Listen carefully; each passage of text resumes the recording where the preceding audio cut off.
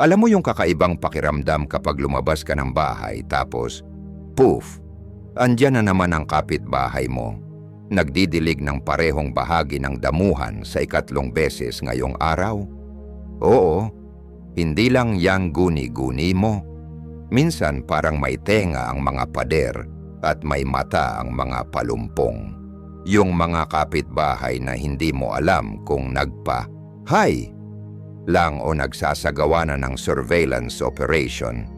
Sila yung pwedeng gawing crime scene ang sarili mong tahanan. Na para tuloy kailangan mong maglakad ng dahan-dahan sa paligid.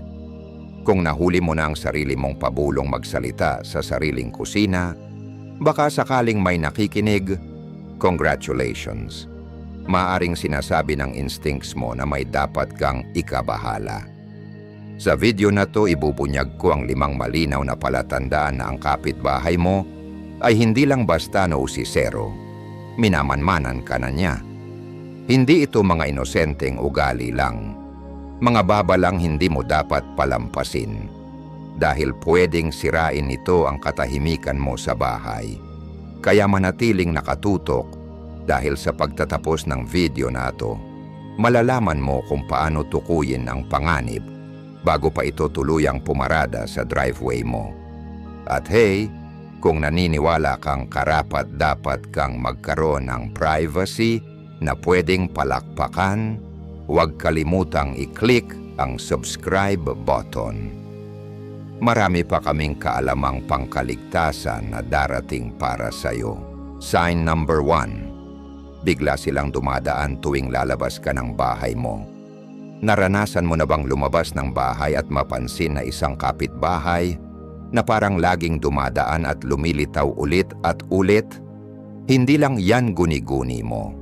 Minsan ang mga instincts mo ang unang linya ng depensa na nagsasabi sa iyo na may mali sa ilalim ng ibabaw.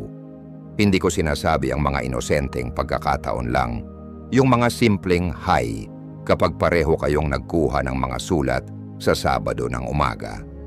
Hindi, ang tinutukoy ko ay ang nakakabahalang pattern na para bang may magneto sa bawat galaw mo. Kung saan ang mga casual na pakikisalamuha ay nagiging may layunin. Kung saan ang mga pagkakataon ay parang nagiging pagmamasid. Isipin mo ito. May isang lalaki akong kilala, si David, isang retiradong bumbero, na mahilig maglakad-lakad tuwing gabi pagkatapos kumain. Tahimik, simpleng bahagi ng kanyang routine. Noong una, hindi niya ito binigyan ng pansin nang mapansin niyang ang kapitbahay mula sa 3 bahay, ang layo ay palaging tinitingnan ng kotse niya tuwing dumadaan siya.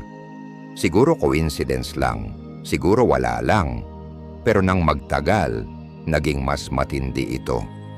Anuman ang oras ng pagpili ni David na maglakad, maagang hapon, hating gabi, minsan kahit pa sa ulan, laging nandoon ang kapitbahay, nagpapanggap na inaayos ang garahe, nagwawalis ng daan na malinaw na, o nakasandal sa kanyang kotse, nagsusurfing sa kanyang cellphone. Ang nagsimula bilang kaunting alalahanin ay naging mas malalim, isang pakiramdam na parang hindi lang siya minamasdan, kundi parang inaasahan na ang bawat galaw niya. Mayroong psikolohikal na termino para sa phenomenon na ito, hypervigilant observation. Ito ay kapag may nagmamasid sa mga ugali mo nang sobrang tindi na kaya nilang hulaan ang susunod mong hakbang bago mo pa ito gawin. At dito nagiging delikado dahil ang mga pattern ay hindi random. Binubuo ito sa pamamagitan ng atensyon, layunin, at kadalasan isang hindi malusog na pagkakabit. Ang isang kapitbahay na nagsusuri ng iyong routine ng ganito kabusisi ay bihirang simpleng mausisa lang. Binubuo nila ang kanilang sarili na naniniwala na ang buhay mo ay bahagi ng kanilang teritoryo. Naiintindihan ito ng mga stoiko, kahit na wala silang mga security camera o wifi. Tinuruan nila na ang kontrol sa isipan mo, hindi sa labas na mundo, ay ang pinakamahalagang proteksyon. Sinabi ni Marcus Aurelius na ang kaguluhan ay hindi nagmumula sa mga pangyayari, kundi sa ating mga paghatol tungkol dito. Kapag nararamdaman mong may mali, dapat mong pagtiwalaan ang pakiramdam na iyon, obserbahan ito ng malinaw, ngunit huwag hayaan na ang takot ang magtakip sa iyong paghatol. Ang layunin ay hindi magpanik. Ang layunin ay maunawaan at tumugon ng may estratehiya. Kaya, paano ka magpoprotekta kapag ang pagkakataon ay naging tiyak na panghihimasok? Una, idokumento ang lahat ng bagay ng kalmado at sistematikado. Magtago ng pribadong talaan, mga petsa, oras, kung ano ang napansin mo, kung ano ang tila hindi pangkaraniwan. Hindi sapat ang tiwala pagdating sa personal na seguridad. Kailangan mo ng ebidensya, kasama na rin ang teknolohiya bilang iyong kaalyado. Mag-install ng mga kamera. I-check ang mga footage, ang maliliit na patterns, tulad ng kapitbahay na malapit sa bahay mo ilang minuto pagkatapos mong umalis, ay magpapakita sa paglipas ng panahon. Hindi lang ito makikinabang para sa iyong kapayapaan ng isipan. Mahalagang mahalaga ito kung sakaling umabot pa ito sa legal na usapin. Isang taktika, baguhin ang predictability. Palitan ang iyong mga ruta, umalis sa hindi pangkaraniwang oras, i-park ang iyong kotse sa ibang paraan. Tingnan kung magbabago ang kilos ng kapitbahay mo. Kung talagang minamanumanuhan ka nila, mapapansin mong mag-a-adjust sila ng hindi natural na mabilis. Hindi ito paranoia. Ito ay vigilance. Ito ay ang pag-unawa na ang kaligtasan ay hindi lang basta pag-lock ng pinto tuwing gabi. Ito ay ang pagbabasa ng landscape ng buhay mo at ang pag-obserba kung sino ang tahimik na nagsusubok magbago ng mapa. Si David ay sa huli ay hinarap ang katotohanan ng kanyang sitwasyon. Hindi siya nagalit o basta-basta nag-akusa. Sa halip, kumilos siya bilang isang tunay na stoiko. Kalmado, makatarungan at handa. Binago niya ang kanyang schedule ng walang babala. Idinokumento ang paulit-ulit na presensya ng kapitbahay at tahimik na isinangkot ang mga lokal na autoridad nang ang kilos ng kapitbahay ay umabot na sa trespassing sa kanyang bakuran tuwing hating-gabi. Dahil pinagtiwalaan niya ang kanyang instincts na natiling composed at gumawa ng estratehikong aksyon, nakuha niya muli ang kanyang kapayapaan nang hindi bumabagsak sa takot o galit. Ang matigas na katotohanan ay ito. Kapag palagi kang nararamdamang minamasdan, malamang ay minamasdan ka nga. May kakayahan ng isipan na matukoy ang mga banta bago pa man makuha ng kamalayan mo. Ang pagpapabaya dito ay hindi lakas. Ito ay isang pagtataksil sa sarili. Ang tunay na lakas ay ang pagkilala sa banta, protektahan ang iyong kapayapaan, at magpatuloy ng tahimik at matatag na kumpiyansa.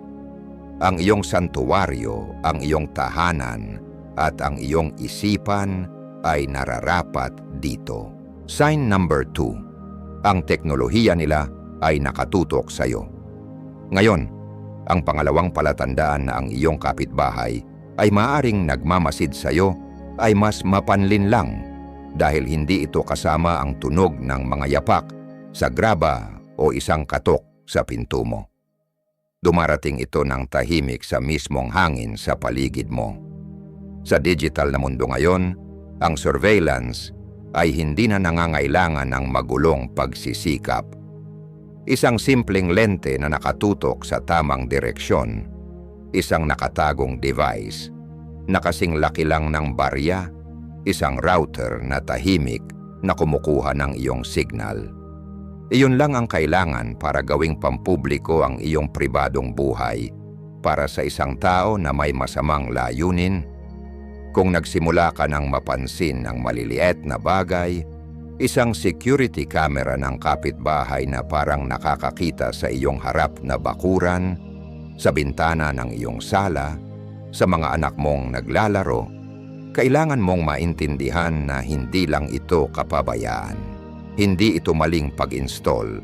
Ito ay sinadyang aksyon. Ang emosyonal na epekto ay nagsisimula ng tahimik. Isang hindi mapalagay na pagtulog, isang hindi maipaliwanag na iritasyon, isang lumalaking ayaw magbukas ng iyong mga kurtina, at pagkatapos ay lalalim pa. Ang pagkabalisa ay nag-uugat.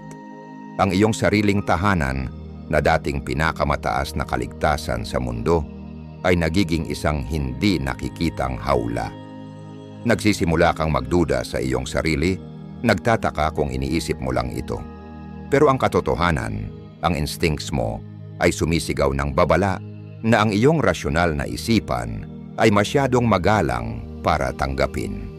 Ang iyong espasyo ay nilalapastangan. Ang teknolohiya ngayon ay naging dahilan upang gawing madali ang ganitong uri ng panghihimasok. Ang isang kapitbahay ay hindi kailangang maging tech-savvy para maging anino na sumusunod sa bawat galaw mo. Isang smartphone na iniwanang nagre-record, isang Wi-Fi signal na kumukuha ng iyong mga pag-uusap, mga smart device na nagkakaroon ng aberya sa hindi inaasahang oras. Hindi ito mga quirks. Ito ay mga bitak na unti-unting lumalaki sa mga pader ng iyong kapayapaan. At bawat araw na binabaliwala mo ito, palalalim ng palalalim ang mga bitak na yan. Ang psikolohikal na epekto ng pamumuhay sa ilalim ng tahimik na pagmamasid ay nakakainsulto. Pinapalakas nito ang pagkawala ng iyong pakiramdam ng kalayaan, ng pagiging spontaneous, ng kakayahang mabuhay ng walang labis na pag-iisip sa sarili. Tumitigil ka na sa pagkanta sa kusina. Nagdadalawang isip ka bago lumabas. Binibilang mo na ang iyong tawa, iyong mga argumento, iyong mga kalungkutan. At kalaunan, hindi mo na talaga nararamdaman na buhay ka. Para kang nagpe-perform, palaging binabago ang iyong sarili para sa isang hindi nakikitang audience na hindi mo kailanman pinili upang aliwin. Ang isang stoiko ay magsasabi sa iyo nito. Ang paglabag sa iyong privacy ay totoo, pero ang pagsuko ng iyong kapayapaan ay isang desisyon. Tinuruan ni Marcus Aurelius na ang nakaharang sa iyo at sa iyong pagkatalo ay hindi ang mga nangyayari sa iyo, kundi kung paano ka tutugon dito. Maaring ang mga device ng iyong kapitbahay ay wala sa iyong kontrol, pero ang depensa ng iyong isipan, ang iyong kaligtasan, at ang iyong dignidad ay nasa iyong mga kamay. Kailangan mong kumilos, hindi nang may panic, kundi nang may precision. Iikot ang iyong ari-arian na parang unang beses mo itong titingnan. Tumingin sa itaas, tumingin ng malapitan. Ang mga kamera ay maaaring magtago sa mga ilaw, mga peking bahay ng ibon, kahit sa mga sanga ng puno. Ang mga kakaibang Wi-Fi signal na biglang lilitaw kapag nandoon ka sa bahay ay hindi mga walang kwentang biro. Maaring ito na ang unang palatandaan ng digital na panghihimasok. Pag-drain ng baterya, mga smart device na nag-o-on kahit walang utos.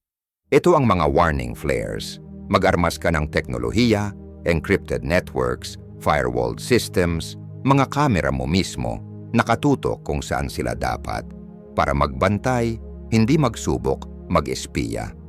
Kunin ang kontrol sa iyong mga digital na pintuan. Gaya ng isang komander na pinapalakas ang kanyang lungsod bago ang isang pagsalakay. Pero higit sa lahat, unawain mo ito. Ang pinakamalaking tagumpay ay hindi ang basta-basta mabuhay sa ilalim ng pagmamasid. Ito ay ang pagtanggi na hayaang maging iyong tagapangalaga ang takot.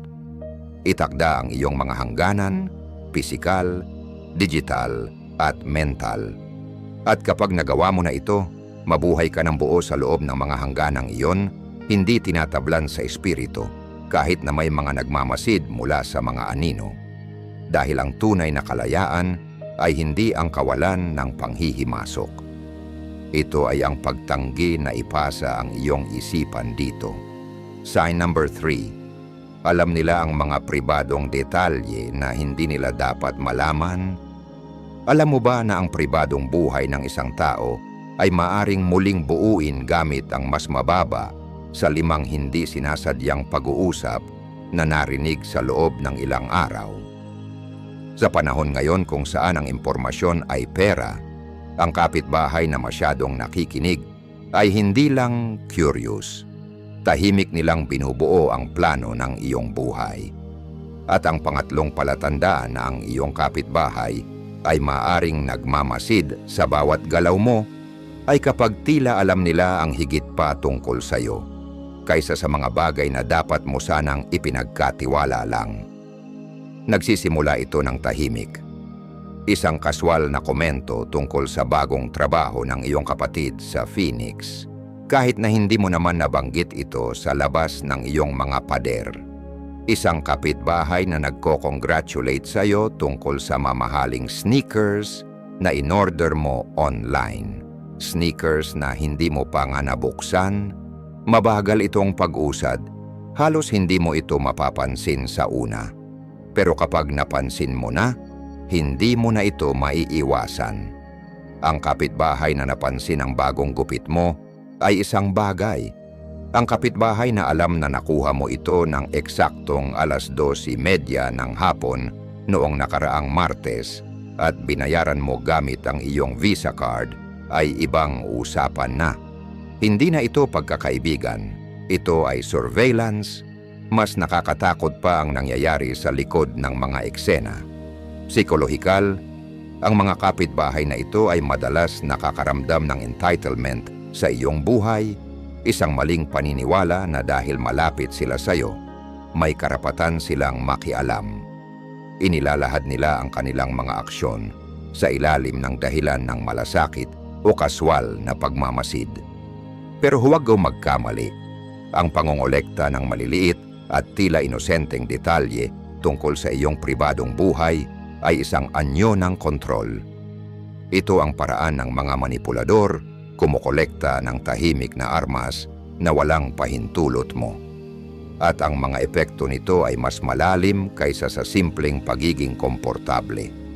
Kapag ang isang tao ay kayang hulaan ang iyong schedule, mga galaw, at mga pribadong desisyon nang hindi mo kailanman ibinabahagi, ang iyong pakiramdam ng personal na kaligtasan ay nagsisimulang mawalan ng bisa. Hindi mo na mararamdaman ang pagiging malaya sa sarili mong tahanan. Nagsisimula kang mag-sensor ng iyong mga usapan. Sinusukat ang bawat salita, nagtataka kung ano pa ang narinig at nakatalog na. Mula sa pananaw ng isang stoiko, malinaw ang landas. Hindi mo kayang pigilan ang iba sa kung sino sila. Pero tiyak na kontrolado mo ang mga hangganang itinakda mo. Tinuruan ni Marcus Aurelius na ang mga panlabas na pangyayari ay may kapangyarihan lamang kung bibigyan natin sila ng kapangyarihan sa ating mga isipan. Kung ang iyong privacy ay nararamdamang nilalabag, kailangan mong kumilos hindi sa pamamagitan ng padalos-dalos na pagharap, kundi sa pamamagitan ng pagkuha ng kontrol sa kung ano ang papayagan mong umalis mula sa sagrado mong espasyo. Magsimula ka sa pagtesting ng sitwasyon. Magbanggit ng isang peking plano, marahil isang biyahe na hindi mo naman itutuloy na maririnig ng iyong kapitbahay. Kung ang kapitbahay mo ay magbabanggit nito ng kaswal, nakuha mo na ang sagot. Ang pagsusulit na ito ay magaspang, pero ito ay brutal na epektibo. Samantala palakasin ang iyong mga depensa. Limitahan ang mga pag-uusap malapit sa mga bukas na bintana. Gumamit ng white noise machines laban sa manipis na pader. Mag-ingat sa mga ipinopost mo online, kahit ang maliliit na detalye tulad ng iyong lokasyon o mga routine. Unawain na ang bawat inosenteng update ay maaring maging kasangkapan sa maling mga kamay. Ang paggawa ng malalakas na hangganan ng impormasyon ay hindi tungkol sa paranoia. Ito ay tungkol sa karunungan. Ito ang parehong prinsipyo na sinusunod ng mga stoiko. Protektahan ang iyong mga pag-aari, ang iyong isipan, ang iyong kapayapaan, ang iyong pribadong buhay mula sa mga hindi nirerespeto, ang mga hindi nakikitang pader na mayroon kang karapatang panatilihin.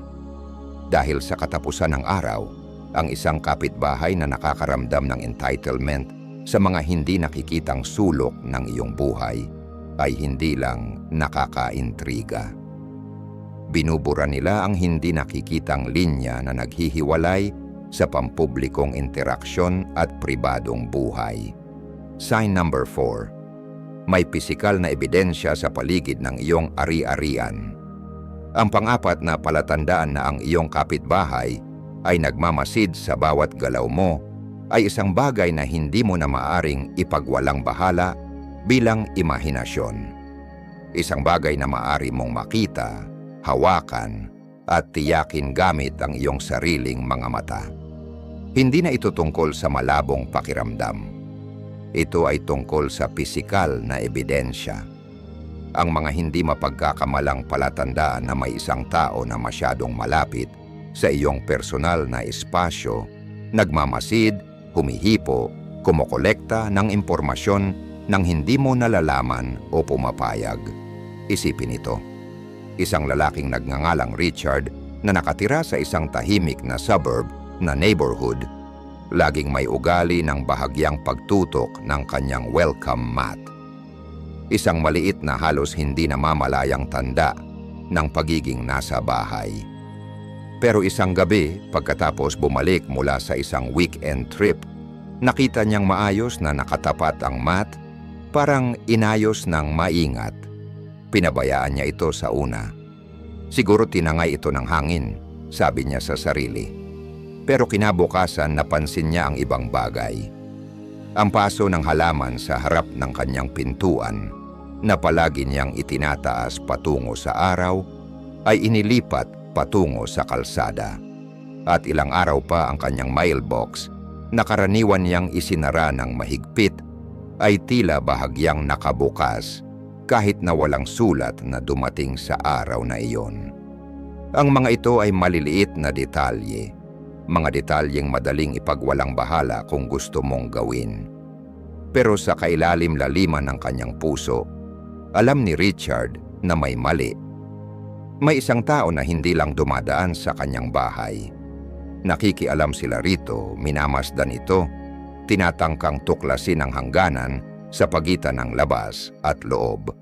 At ito ang dahilan kung bakit ang sign na ito ay emosyonal na nakakawasak. Kapag ang mga pisikal na bagay sa loob ng iyong pribadong espasyo ay nababago, hindi lang ito isang pagsalakay sa espasyo. Isa itong psikolohikal na pagsalakay.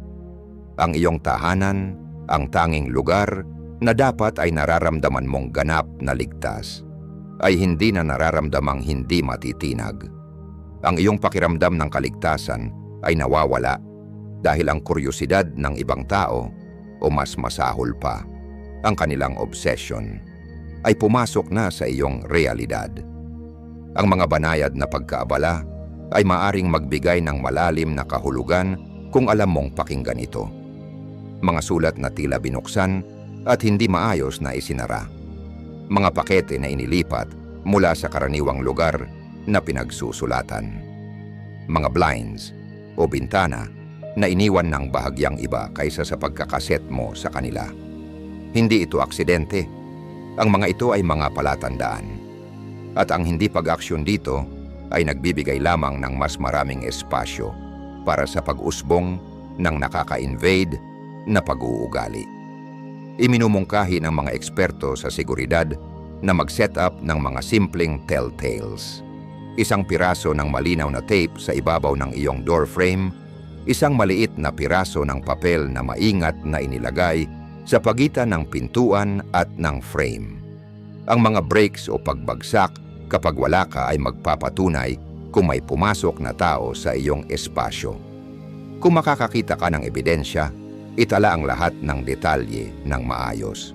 Magkuha ng mga larawan na may petsa, magtala sa isang pribadong journal ng mga oras, mga pagkaabala, mga nararamdaman. Hindi ito paranoia. Ito ay paghahanda.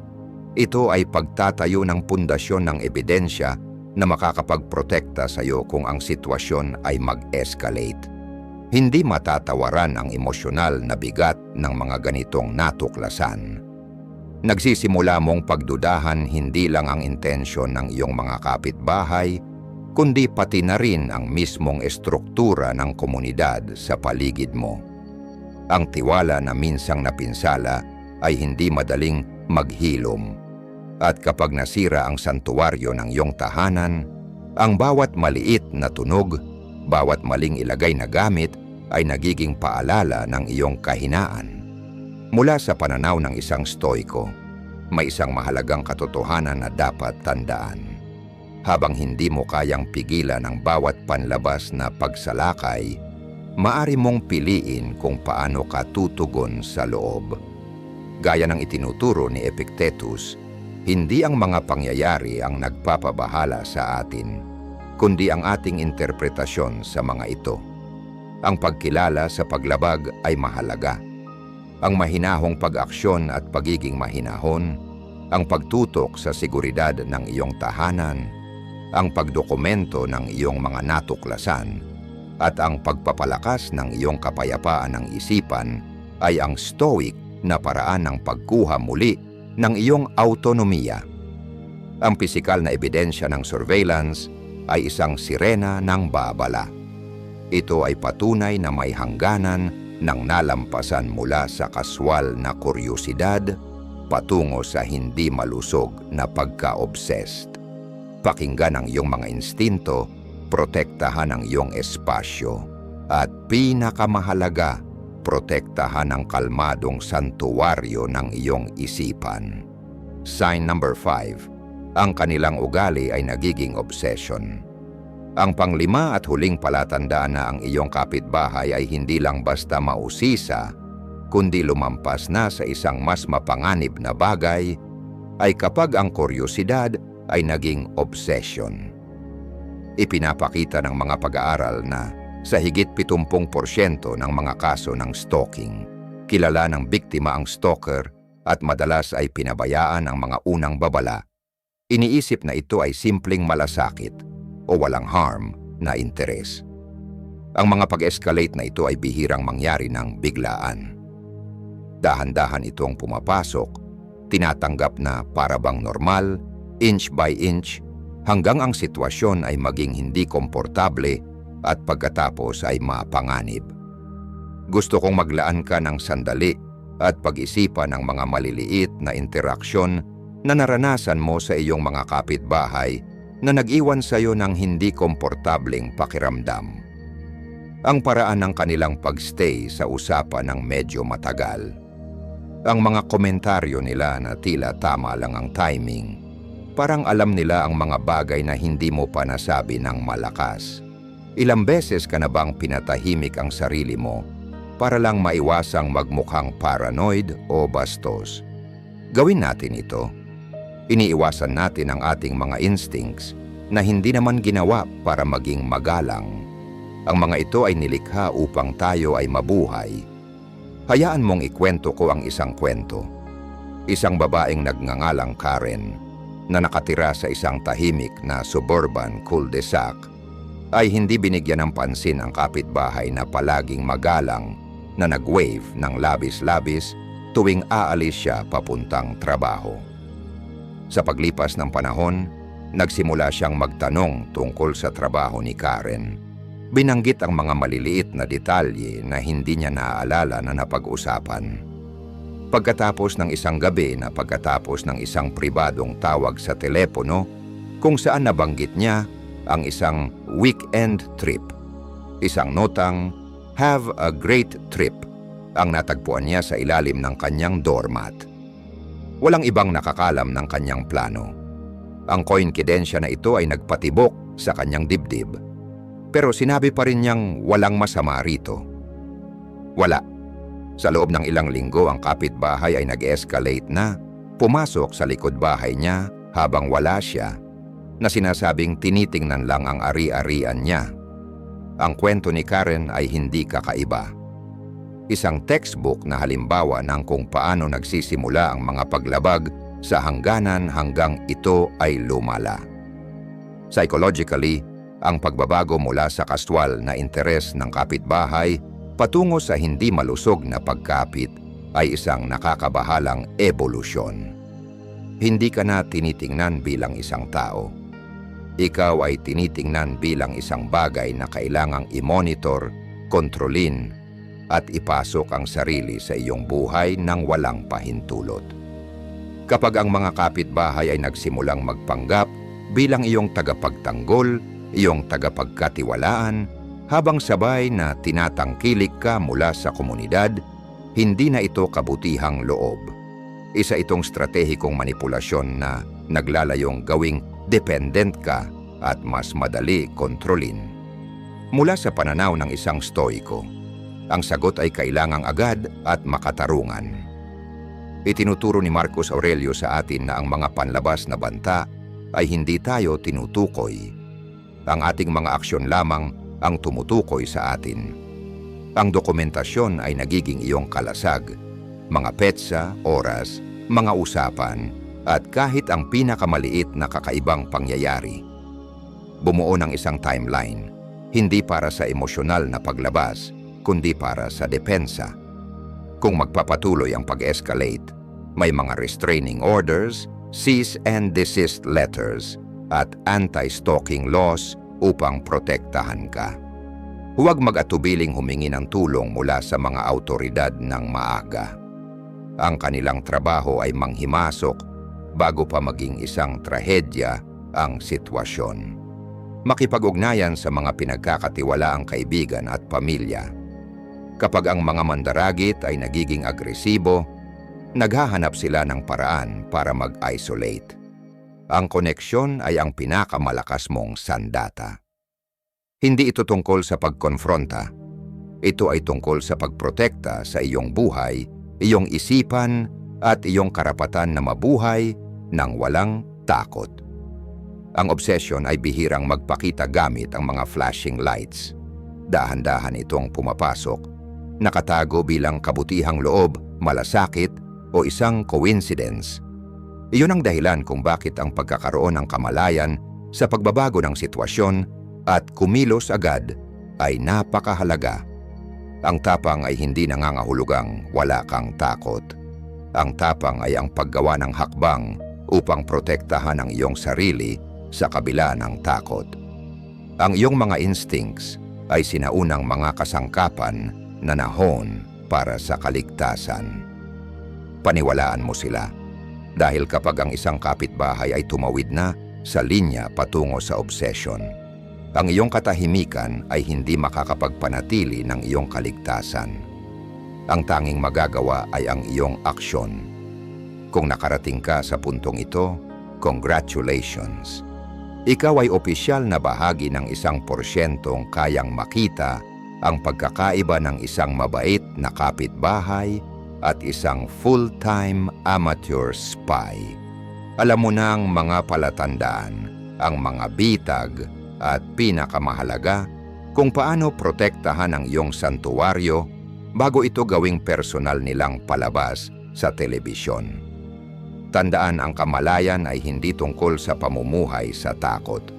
Ito ay tungkol sa pagsasara ng iyong mga pintuan bago pa man magtangka ang lobo na kumatok. Karapat-dapat kang mabuhay ng bukas ang mga kurtina at may kapayapaan ng puso, hindi nagdududa sa bawat ingay sa mailbox. Kaya, paniwalaan ang iyong mga instincts, protektahan ang iyong espasyo, at kung ang video na ito ay nagbigay linaw sa iyong mga mata, huwag tumigil dito. I-click ang subscribe button at sumali sa komunidad na ayaw matulog ng may isang mata na bukas. At hey, ang susunod na video na pinili ng algorithm para sa'yo, hindi ito random. Ito ang iyong susunod na kalasag. I-click mo na ngayon, magpapasalamat sa iyo ang iyong hinaharap na sarili at ang kapayapaan ng iyong isipan.